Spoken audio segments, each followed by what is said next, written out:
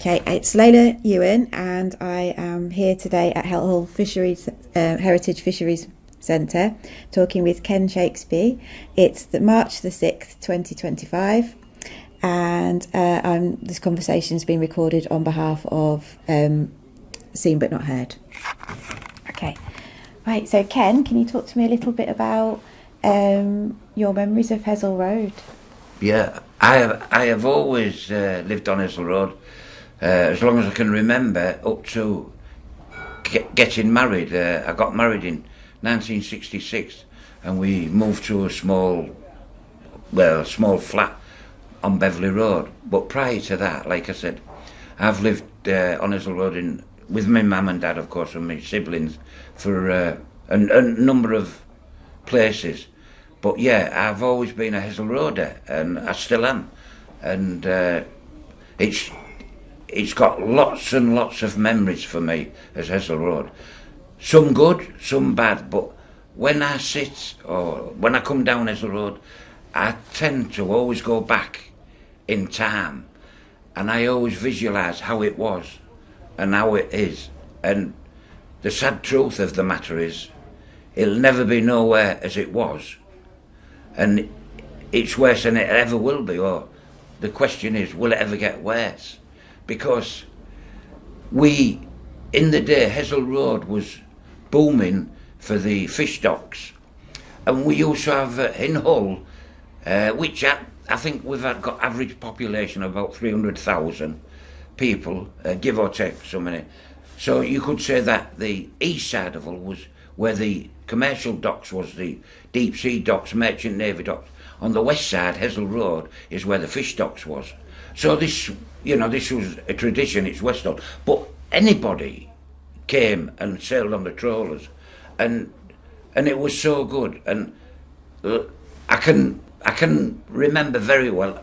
I can remember too much, but I won't go back too far. But I remember when we used to come home, and I started when I was 15-year-old.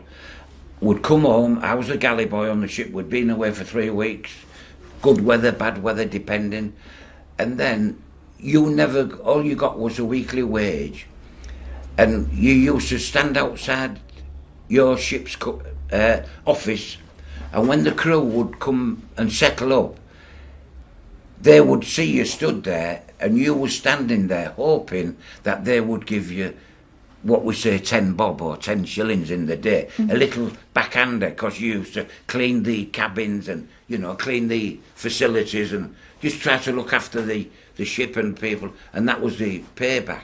And you would get a little, something off the crew, which boosted your finances. If not, you had, I think then I got about £3 a week. How old were you then, do you think? 15. And I got £3 a week, and, it did go up very little. So that was the thing. Then I was still a boy. At heart, I was a boy, but I was doing a man's job. So when I came, and not just me, my school friends and everybody, and you meet new friends, of course, Hessel Road was the thing.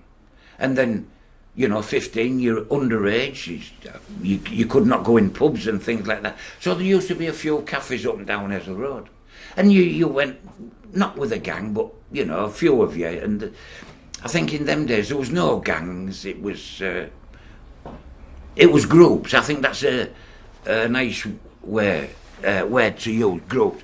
And you all get on with each other. Because the thing what you had in common was two things, either fishing or something to do with the docks, or Hessel Road. Mm-hmm. And Hessel Road was the main factor. And so we used to go to the pictures. In the day we had Langham just up the road, a couple of streets down there. We used to go to Langham, watch the pictures. Then, we used to go to the roller skating at Medley Street. Yeah. They used to, empty the bath on, I think, Tuesdays, I can't remember, Tuesday, Friday, Saturday, empty the bath, put the board on, and you would go roller skating round there. And then, then, of course, you thought you was the best thing since sliced bread. And every girl would be after you, which, proved not to be true. So anyhow, then Hessel Road was the core of it. When you got home, you give your mum some money for like looking after us and being our parent. And then as you moved up a little bit in the job, so you got a little bit more salary, and then you would give them more, and then your friends, if they weren't so lucky as you, some of them would maybe unemployed waiting for a job, so you would give them, something to tide them over, because we didn't get unemployment benefit. I think was too young. I don't think I ever applied for it until I got married. But Hessel Road in its time was good, and as we was getting older, and I got to I was married at 18, but before then we would say the people what would try to walk from the Westdock Avenue and walk to town, or even the end of Hessel Road, and try and take a pint of beer in each pub they passed. Right. How far would they get up to the town? And lots of us, me included, I think we got to about 3 or 4 pubs and collapsed. Really? Yeah, because it was just something there. It was a teaser, and because in them days, it was just scrawny little kids, but was doing a man's job. And I think we had to have 2 hands to pick the pint glass up, so that's how big it was. But yeah, I can honestly say, for me, in them days, there was good old days. There was really good. The people was good. The living, I think the living was a little bit rough. A little bit rough, because I know when I was still at school, going back a little bit, when I was still at school, and my dad was a fisherman before me, and maybe things was a bit tough financially, and so I would go to the corner shop and ask if we could get a few things on the bill, on the tick, till weekend, and sort out, and that's how it used to be, till we all got going financially, and it was good, but the bond was there, nowadays I think they call it the neighbourhood watch, but everybody seemed to try to help each other, and it was a very good period, and I loved it, and like I said about the book, I started the book from 9-year-old, and it went through, and then of course I got married and we moved off Hessel Road, but Hessel Road was still a big part of my life. Hessel Road was a part of my life till 1978, is when I decided that the fishing industry had gone, because I was I was mainly interested in the sidewinders, the conventional trawlers, as opposed to the stern fishers, because the stern fishing trawlers, they was away for maybe 3 months, 2 months, 3 months at a time, which for me, young kids, it was very difficult, and I realised that, you know what I mean? So I was happy to go on the conventional, get swilled about for 3 weeks. I know it was, you got wet more, and, the dangers was great, but the time was shorter, so. And that's what I did, so 1978, massive decline. The companies, the owners, all was good with me at the time, but then all of a sudden they turned on us with the government, and they decommissioned all the vessels, and they got a kind of a payoff, if you will, from the government for doing this. So all them vessels went to scrap in the late 70s and that. So us men was struggling for work. And how did that... So that must have been a very difficult time. And Hessel Road was obviously still quite important to you. Yeah. How important was that kind of scene, that space to go out and meet with other people who were going through similar things? Was that important to you at the time? Yeah, because I think we needed to keep our friendship and socialise with people as much as we can. Oh, we could, but like I mentioned earlier, in the 70s, it was maybe a coincidence, as the people was moving out to the bigger estates, so Hessel Road was closing down quietly, and there was shops closing down, because of course the lack of trade due to the people around was getting, let's say, evacuated to the outskirts of Holland. So Hessel Road was becoming smaller. And how did that impact on the pubs and the clubs? Oh, massive. Yeah. Massively, yeah. The pubs, they just was shutting down like nobody's business. It was sad. Yeah. Not just the pubs. When you think I was one person and it affected me. So a mass of people like me, the ships got shut down, the taxis got shut down because there was in excess, because the deal was each fisherman, or the majority of them, had their own taxi driver. That, in being big-headed, that's how it was, because you trusted them, they looked after you, and you could have a drink, and you would get driven about, take your wife to the seaside. Right. We would do all that with the kids and that. And so your taxi driver was there, and he was with you for like 3 days. And then you went back to sea, and he would then get on to another customer, and that's how it was. So them kind of people, the fish curing factories, all the fish houses, just about everything on Hessel Road was decreasing rapidly. And did you still go out on Hessel Road? Was that still? We did. Yeah. We did. But the pubs was what can I say?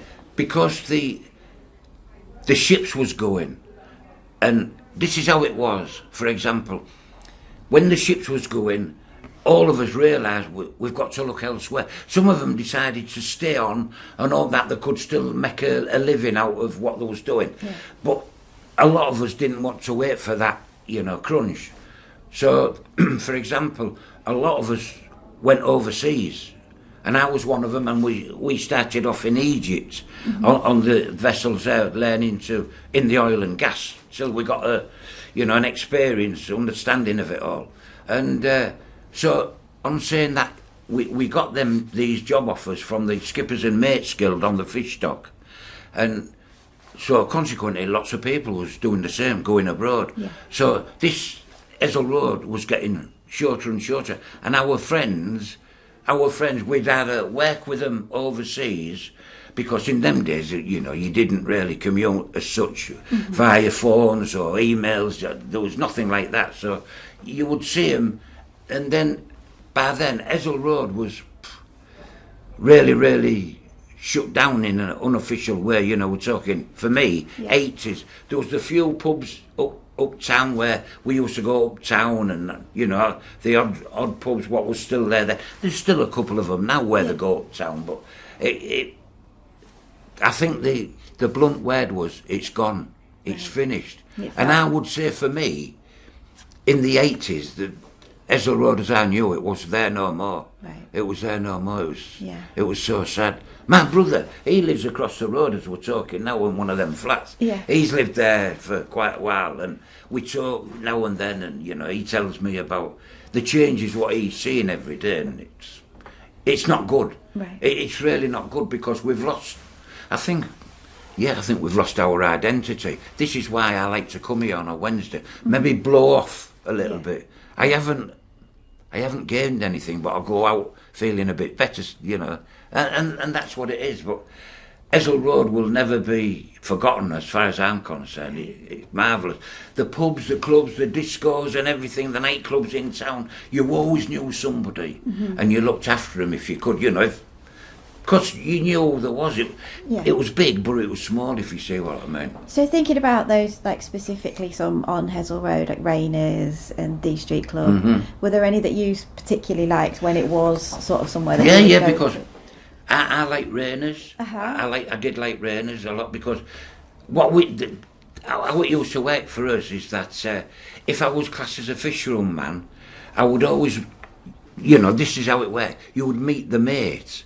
After you settled on the dock, you would meet up with the mate of the ship, and he'd probably be in D Street. Right. So you would go in there, and you got what we call a backhander, a pocket money, because you was looking after the fish. That was your dedicated job. Right. So, and if you did well, he'd give you a good backhander. So, and that was good. And then I took my wife with me.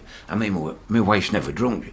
I think that she's the only one who drinks more water or lemonade than anybody. But she came out, and it was good. We had good times, and then we'd go in Rainers. And of course, when you start moving up the rank, can I say, and I got to be mate and skipper, you'd still visit them pubs, but you didn't spend so much time in them pubs. Do you know what I mean? Maybe a quick drink, and then you'd see like, oh, okay, looks like something's kicking off. Come on, let's sup off and we'll get going. Do you know what I mean? And just leave them to it and that. But I always visited just to see how how the others was getting on and that. And so my main ones was D Street, Rainers and D Street Club. Okay. And then we'd go up that way towards the town, Dick Wright's. I mean, I think they call it Foxhall now. Dick Wright's. I used to, like going in Dick Wright's. I was even going in there even when I was skipper. Right. So at the latter end of my working So career. talk to me about Dick Wright's. What was that like on a night out? What was it? Can you Dick- describe the space? What it was like? Dick Wright's. It was so good. It was so good because in them days they had what they call a smoke room, and you would go in there for a smoke. But of course, you might as well not bother because you didn't. It was there. And if anybody complained, which they didn't, because everybody was the same. And I would always meet the crew. I take my wife with me, and not all the crew, but the most of the crew, and we'd all go then, and I'd buy them a couple of drinks, and they'd buy them back, sit there, and we'd tell each other how good we was, and what we could do better, and so and it was good. And then me and my missus, because my missus wanted a drink, we'd probably go to town and maybe. If it was the evening time, we'd go and have something to eat somewhere, We was okay, I was happy with it. And the only time I didn't like it was when I was spare hand. I always remember when I was a young spare hand and we lived down Wainfleet Terrace. We always seemed to be going away on an early morning tide. I was young, we had one child, and for me life was good until there was knock on the door. Come on, Ken. Your taxi's here, was it? And I had that same taxi driver from being, I think I was 16-year-old all the way till I left the industry. Yeah. Oh, I could tell you stories, but it's just not personal. It's about me, so it don't involve Ezel Road as such. Because I always told the people and the owner that I am the new edition of the Skippers. I am one of the new edition because we are here to change the industry. Not like before when the owners used to, they used to just mess you about and they didn't feel anything bad about it. And I said, we're here, my age, we're here to change all that, and yeah.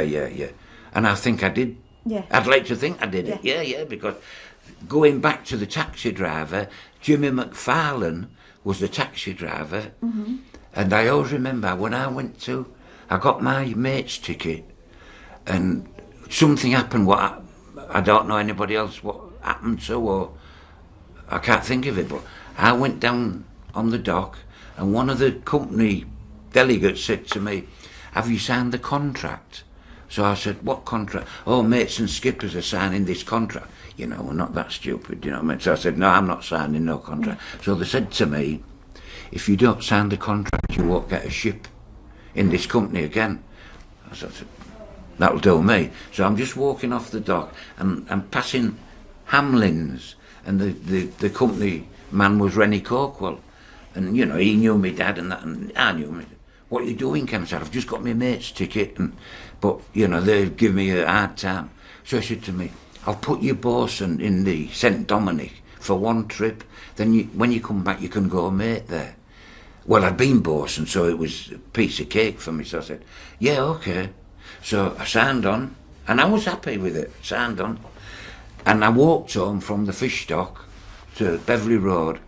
Just as I got in my house to explain the story to my wife, there's a knock on the door, and it's Jimmy McFarlane, and he says to me, "Ken, is it true that you've signed on bosun of the St. Dominic?" I said, "Yeah."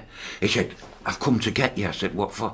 "George Hartley, who was my manager for BUT, Hellier Brothers, he's going ballistic. So I said, "Oh, okay." He said, I've got to get you. And he was more frightened than anybody with the taxi driver. So we came down the dock, and I went into Hamlin's to sign off, and Rennie said to me, "You're okay, Ken, I understand, you're okay." So when I saw George Hartley, the manager of the Hellier Brothers, so I told him the truth. I got pressured into signing this contract. He said, "Who told you that?" And I told him the name. He said, "Don't you worry, that's nothing to do with you." He said, "Listen," he said, "I'm so stressed and angry about what they're trying to do. You just answer to me, nobody else." So he walked to the bay window and he looked, and he said to me, "Do you think you're ready to go, mate?" He said, "First trip, mate." So I said, "Yeah, of course I am." He said, "Right, you're going, mate, on that vessel on Friday."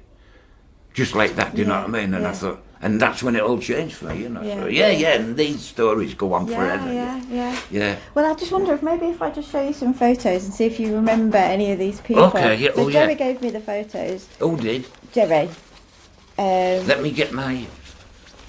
See if they ring a bell, any of them. Oh, you remember any stories about these people that you'd like to share, Duke? This is Clarice. Oh, that's Clarice, yeah, from Rayners. Do you remember Clarice? Yeah. I do very much. And then after she left Rayners, she went down to George's, in St George's Road, Clarice. Yeah. Who's that lady? Is she a bi? I'm not sure. I don't know, yeah. Yeah, I remember that Clarice, Yeah. She was good and she could handle the people, do you know what I mean? She was good. And everybody respected her because I think she was a person who knew everybody, and I think she was ideal for the role, do you know what I mean? And when she got in, everybody kind of supported her in a way, you know. Yeah, she had the people who was disturbing, but she had more supporters than they would, like, come on, leave the premises. So they looked after her as well. But yeah, she was a nice lady. Well, she was quite strong. Very strong-willed, yeah. I think she had a boyfriend, but I don't think she was married, you know. Yeah, so there's quite a few photos. And what do you... So this was Rayners, presumably. Yeah. Can you describe what Rayners looked like? What colours it was, what it felt like? I remember when you went down Westdock Avenue, the first door you came to was like a swing door. You went through and the bar was like that. Mm-hmm. The bar was there. You went through that door, and here there was a corner. It's all changed now, but there was a corner where we used to sit. And there, but I remember very well because I know that I had to go in there for my dad. This crew member wanted my dad, and he didn't drink, so I had to go looking for my dad. I was only about 14, so I goes in and I sees my dad and shouted him. Yeah, so that was that, and then that was like there, and that was the bar. That was the mixed bar, the men's bar was going that way. Then you could go through the other door.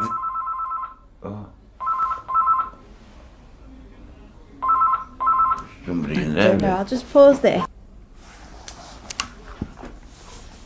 Layla Ewan talking to Ken Shakesby, second part. So yeah, when you went through the door on Westdock Ave, you go in through one, and there was a few people sat there, then through the other door, and there's the bar.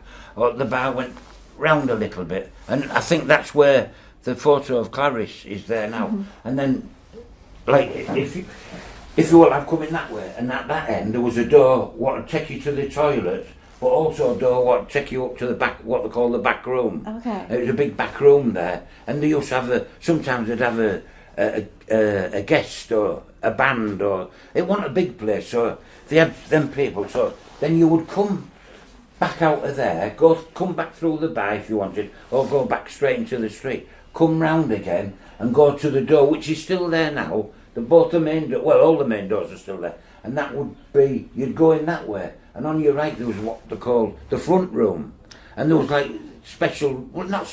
segregated rooms where if it was quiet you could go in there and have a drink and a chat, you know, and it was quiet, and you had that, and there was about 3 of them front rooms. Mm-hmm. It was who else had rain? I'm trying to think of who else had rain before Clarice.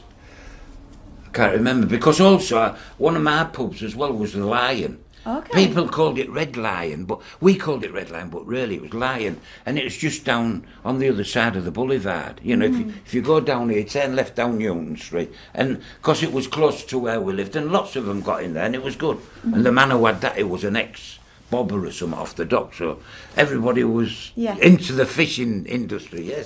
Rayners. You mentioned the back, the room in Rayners where there'd be artists on, like a band or whatever. Can you remember any artists specifically that you remember seeing down Hazel Road? Well, I think I was at school with a girl called Rena Jordan. Right. And I think she then she went professional as time goes on. What did they call her? I don't know, somebody in the Rudens or something. I'm not sure. Yeah, I think you're, maybe. But yeah, there was a... Can you talk to me a little bit about her, what you remember of her? Oh, Rena Jordan. Yeah.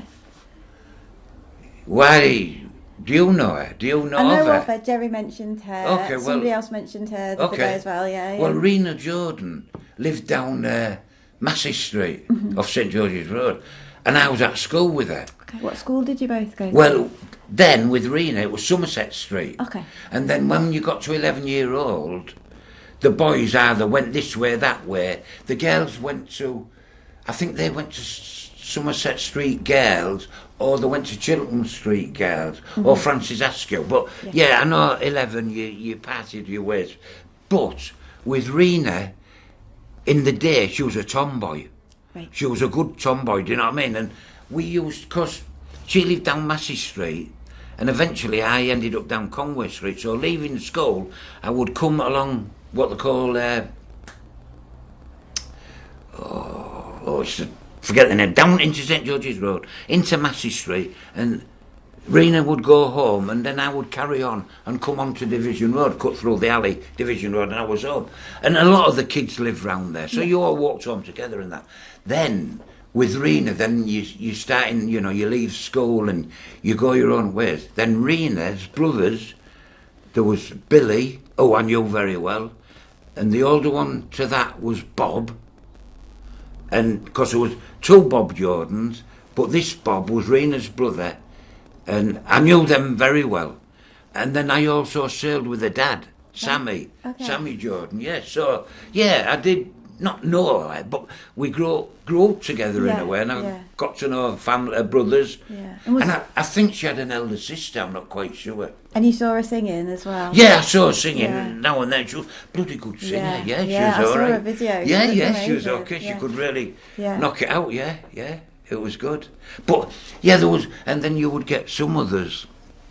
You would get some others who thought there was singers, and they would go in rainers, do you know what I mean? And God love them, there was no good whatsoever. But, on saying that, now, I can't stay too long. Okay, yeah. But I'm just going to try to finish off with this nice story. You see, my dad was fishing as well.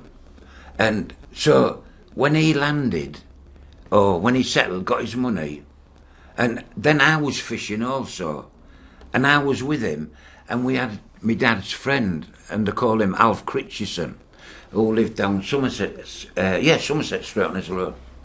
And I always remember this little story. We went into Wassey Arms, Wassend Arms down Wassend Street, and the owner there was Mac, Big Mac. He was a good bloke, like, but he was stern. Well, my dad had a few, too many, can I say, and Alf had more. Me, I hadn't had anything, you know, because I just met him. So anyhow, we gets in the pub, and I said, I'll have a part in that. So Alf Critchy, that's what we called him, Alf Critchy, you know, yeah, and all like that. And there's a piano there. There's a piano, go on the piano. And then this Mac behind the bar went to me, oh, God, what you brought in here, you know. I said, just let him have a go, you know, then tell him to get off. So he said, yeah, okay. So we lifted the lid up then, and Al sat down. Yeah, Jesus Christ. Everybody stopped doing what they was doing. Really? And it was such a really good piano player, and it was, all that, I must have been about maybe 18 at the time. Yeah. So that's 60 years ago, and that's how it was, you know. Was singing part of it? Did people like join Yeah, in and sing? yeah, they'd all have a sing song. Yeah. There was, and that's what made it more homely. I mean, you know, you can see all these photos of the people in the pubs. I think Facebook and all like that, because my wife, I don't do Facebook, but my wife said, do you know these people? And they're all in the pubs, and we tried to, I mean, like, the people who lived at that end would go in Dick Wright's, you know, Vauxhall, or they would go in Red Barrel and all them on Bankside. And, there was Tinkerman, there was Lily Rose, there was hundreds of pubs, you know. It was amazing how the pubs made a profit because there was that many pubs, but there was that many people, I suppose. So, So, anyhow, look, I'm sorry, I've got to go, Lily. Thank you so much.